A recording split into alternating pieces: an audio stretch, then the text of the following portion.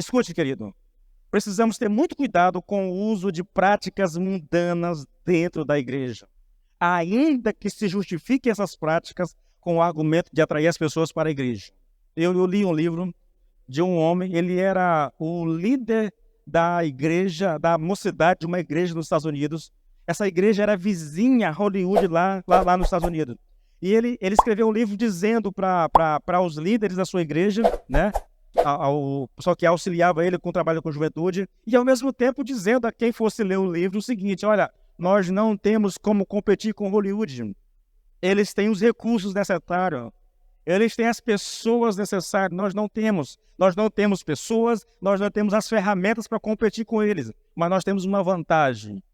Nós podemos amar as pessoas como eles jamais amarão.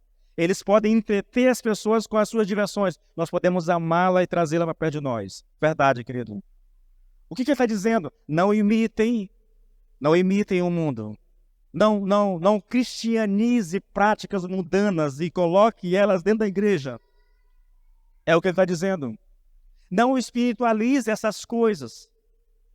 Não coloque um verniz dessas práticas. Nós vamos colocar aqui um ringue, nós vamos fazer aqui uma luta de MC para atrair pessoas. Ei, querido, pelo amor de Deus. Paulo se fez disso, daquilo. Irmãos, a gente precisa entender uma coisa, querido. Eu vi agora recente, eu não conheço, não vou citar o nome da cantora porque eu não conheço, uma cantora que dizem que é famosa, mas eu não conheço, tá bom? Mas se é famosa, e que foi celebrar um casamento de um rapper, sei lá, um show rapper famoso no Brasil, que eu também não conheço, tá? Ele estava aniversariando, e ele era casado com outro homem lá, e estava aniversariando, e essa cantora, acho que a Iracema postou isso no grupo da igreja, e essa cantora foi convidada para cantar no aniversário dele. Aí ela cantou, e no meio do aniversário, ela começou a liberar lá palavras proféticas para aquele homem lá, querido. Irmãos, dá nojo. A expressão é essa, dá nojo, querido. As pessoas se vendem de maneira muito miserável, irmãos. Porque o cara é rico, porque o cara é uma pessoa influente, ela vai para lá contradizer o próprio Deus. Eu não vou reproduzir aqui, querido, até porque eu não lembro aqui tudo que... Mas depois dá uma olhada lá tá no grupo da igreja, era uma pessoa, acho que essa semana agora aí, eu vi esse negócio lá. É uma situação vexatória, irmãos. Irmãos, a igreja, ela é espiritual. Você pode não entender, mas tudo aqui é espiritual, querido. Tudo aqui ocorre em duas dimensões. Na física, na qual nós estamos inseridos, e na espiritual, também na qual nós estamos inseridos. Nós não podemos pensar, querido, de forma alguma, que isso aqui é apenas um encontro social. É domingo, eu vou para a igreja. Não, querido, esse é um encontro com Deus. É o nosso culto a Deus, entendeu? E eu não venho para cá para me entreter. Eu não venho para cá para encontrar os amigos. Eu venho para cá para prestar o meu culto a Deus. E eu deveria fazer isso de todo o meu coração, querido. Então a gente não pode, querido, dentro da igreja e trazer coisas mundanas, seculares para cá, entende? Para atrair pessoas. Irmãos, ou nós somos usados por Deus, ou nós pagamos um preço e buscamos o Espírito Santo para que Ele nos batize, para que Ele nos encha, para que Ele nos dê poder e nos capacite a fazer a obra de Deus. Ou então, querido, irmãos, ou a gente vai fazer outra coisa, mas querer fazer a obra do Espírito mundanamente, secularmente, é um absurdo, querido. É um absurdo. A segunda lição, querido, sem o auxílio do Espírito Santo, nunca haverá salvação genuína, nem verdadeiro crescimento espiritual. Escute isso aqui, querido. Mesmo usufruindo do poder do Espírito, falando aqui da igreja de Corintos, dos dons, línguas, profecias, os coríntios agiam como se não fossem cristãos.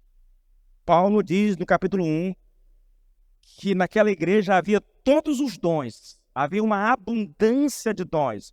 Isso significa que o poder do Espírito Santo na vida daquela igreja era um negócio tremendo, mas apesar disso, essa igreja era uma igreja totalmente carnal, mundana. Era uma igreja que estava adotando práticas seculares e trazendo essas práticas para dentro da igreja.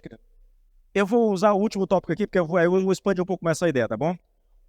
A última lição aqui é o perigo de acreditar que tudo está bem entre nós e Deus pelo fato de sermos usados pelo Espírito Santo. Tem tudo a ver com o que eu falei agora há pouco, tá bom, querido?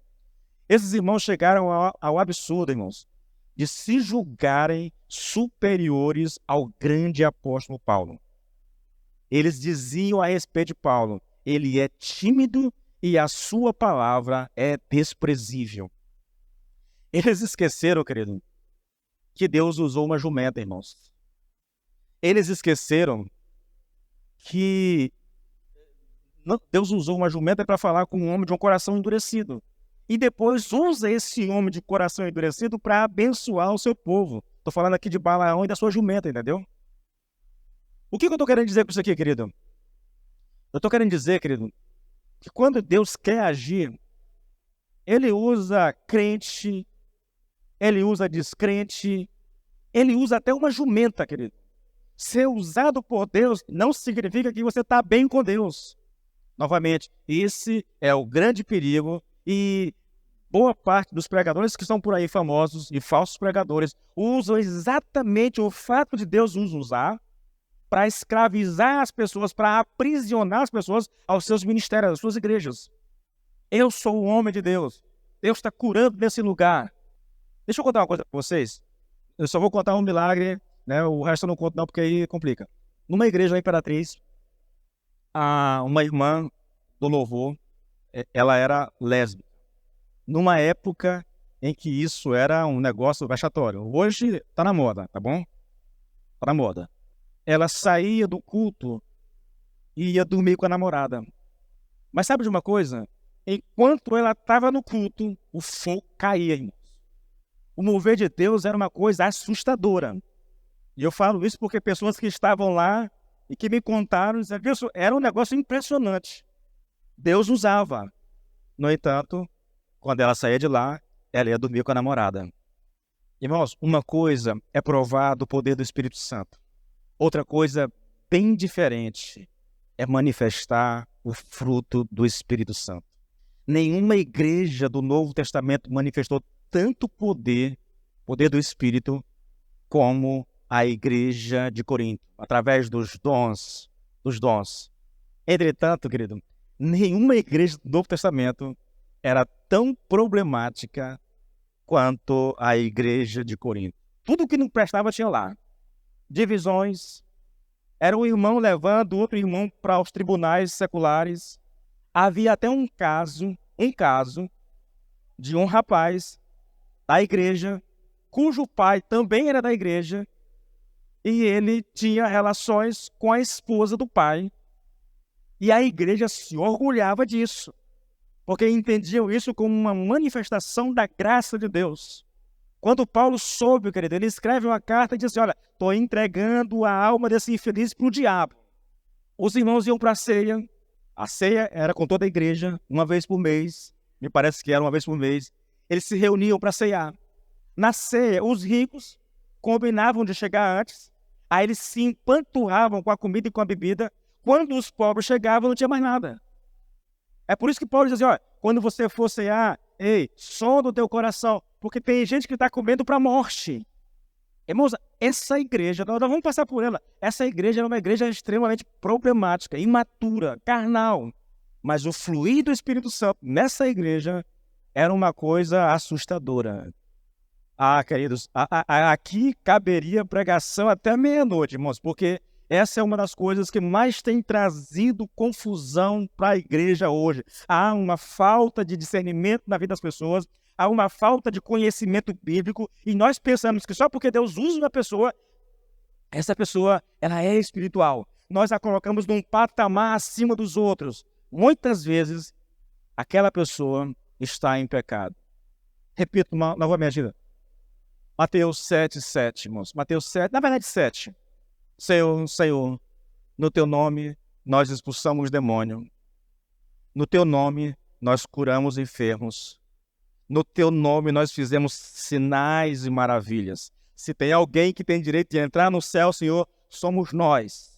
Nós fomos usados pelo Senhor. O poder do Espírito fluía através de nós, curando as pessoas. Sabe a resposta de Cristo para essas pessoas, querido? Apartai-vos de mim, vós que praticais a iniquidade. Eu não conheço vocês. Queridos, eu queria que você entendesse, há uma distinção entre o poder do Espírito Santo e o fruto do Espírito Santo. O poder do Espírito Santo pode se manifestar num pastor, pode se manifestar num irmãozinho lá, qualquer irmãozinho, pode se manifestar na vida de um ímpio, até no macumbeiro Deus usa, irmãos. Até um bruxo Deus usa se quiser. Ele usa uma jumenta, por que não usa um bruxo?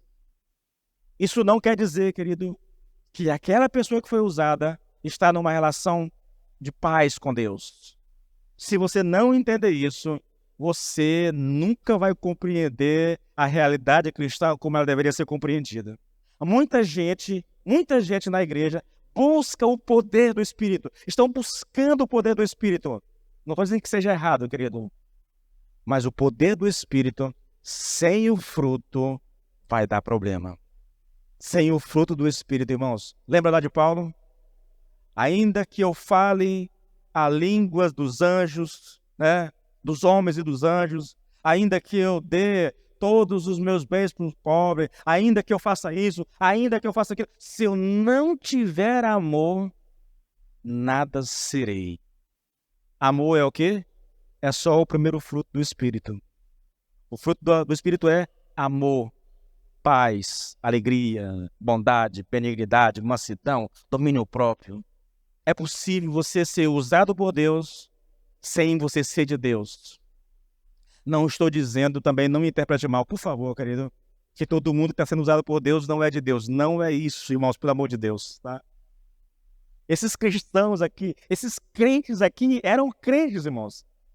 Eram salvos. Mas pense num povo complicado esse aqui, entendeu? Os irmãos de Corinto, na sua quase totalidade, até esse que estava tendo relações com a mulher do seu pai, até ele era um crente. Foi disciplinado por Deus, Paulo entregou ele para o diabo, ele foi disciplinado, foi recebido depois da comunhão da igreja. O que eu estou dizendo, querido, é o problema de nós, por causa da cultura ao nosso redor, nós nos esquecermos de buscar o Espírito Santo e adotar as práticas culturais, trazendo elas para dentro da igreja, ou às vezes quando nós buscamos o poder do Espírito Santo, nós só buscamos o poder do Espírito Santo, nós não buscamos a presença do Espírito Santo, nós não buscamos o fruto do Espírito Santo. Tudo que nós queremos é poder, e geralmente quem busca só o poder está buscando porque quer glória para si mesmo. Sabiam disso? Quando uma pessoa começa a buscar o poder de Deus, ele quer o poder. Você pode ter certeza, querido, provavelmente a motivação dele é errada em relação a isso. E essa pessoa se expõe a engano e a engano maligno e demoníaco, tá? Para finalizar, querido, nós devemos buscar e anelar pela presença do Espírito Santo na nossa vida. Deveríamos fazer, querido, todos os dias. Deveríamos fazer isso um hábito da nossa vida. Clamar ao Senhor. Pegou a Bíblia para ler de manhã, irmãos, ou à noite, ou na hora que você ler lá. Senhor, fale comigo através da tua palavra. Vou usar um termo pentecostal aqui. Senhor, traz uma palavra rema para o meu coração. A definição de palavra rema é interessante. É uma palavra específica para uma pessoa específica, numa situação específica. Então, Senhor, fale comigo por meio da tua palavra. É quando a palavra salta das Escrituras, querido, e nos alcança. Isso é rema, entendeu? Busque isso no Senhor. Quando você for ouvir a palavra de Deus, querido, ou aqui, ou talvez uma mensagem no YouTube que te interessa, peça ao Senhor, Senhor, use o pregador para falar o meu coração. Traz uma palavra para o meu coração, Senhor. Busque o Espírito, querido. Busque o poder do Espírito. Não é errado. Busque, mas busque da maneira correta, tá bom? Busque o poder junto com o fruto do Espírito. Busque o poder junto com a presença do Espírito, tá bom? Junto com a direção do Espírito Santo na sua vida. E você provavelmente vai experimentar coisas sobrenaturais, querido, tá bom? Se coloque de pé, por favor, em nome de Jesus.